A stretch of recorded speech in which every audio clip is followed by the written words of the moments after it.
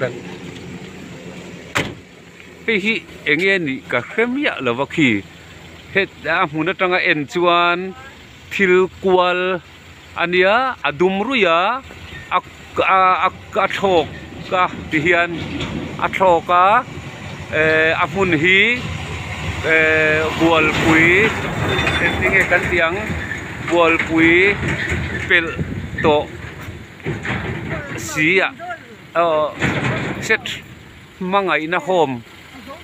chak dewa ani tihian ki araldon tihian kanan huwa ama khop mai hei hi tihian almi alowa a khuvung vunga thok ringot mai ni tihian aral tiala kan zoom dewange o ki ni tihian a khu a thok top mai ni tihian boruwa ka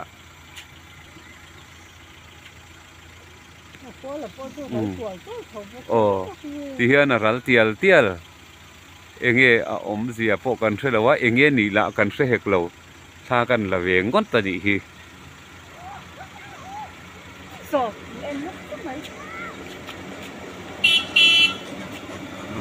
hei tihian hei hi ni a om zia chu enge ni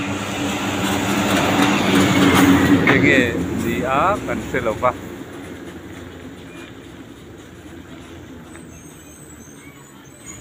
tihian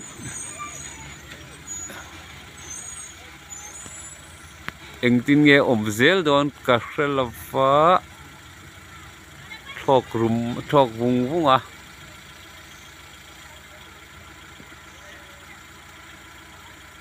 a khumwa muwa mai ni kan din ke thei ka chuan kian a chho zong khan alat zam na sa mo le araldon riai ya ang khop mai khi a khuzam raldon eng thil nge ni anga enge om zia ni ang ti kha khria ta ni lawa a zo hi kan ngak don mi niang nga ral kan ngak ral don ani mel kan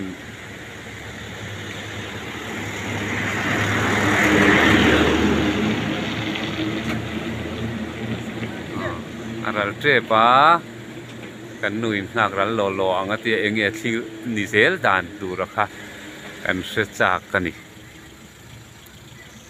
ama khop mai heti lai mun hi a location tak hi mangai na khom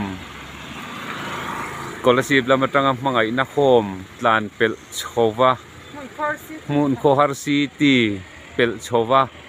hela ya trak alo din thup na thin kongzol phei lamatang khan chua lama van sang taka a thok top mai ni ki le